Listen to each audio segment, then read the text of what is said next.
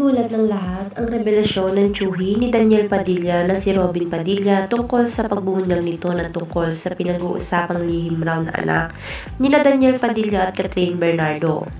Matapos pag-usapan ng hiwalay ng mga ito sa hindi malinaw na dahilan, ay naging usap-usapan rin ang tungkol sa lihim daw nilang anak na itinago nito sa publiko.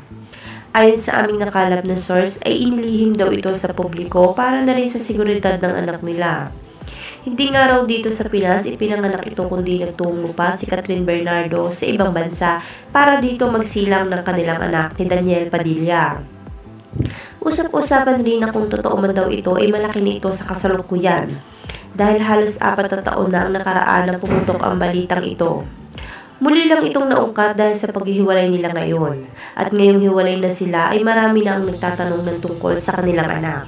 Kung paano daw ang magiging setup nila para sa anak nila ngayong break na sila.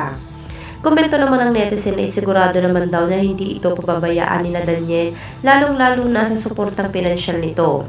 Ngunit mas ikinagulat ng lahat ang naging pag-amin ni Robin Padilla tungkol dito.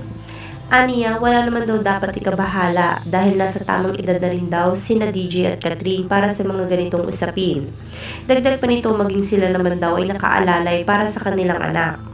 At sinisigurado na kahit wala na sila ay na magiging buo pa rin para sa bata sina Catherine at Daniel.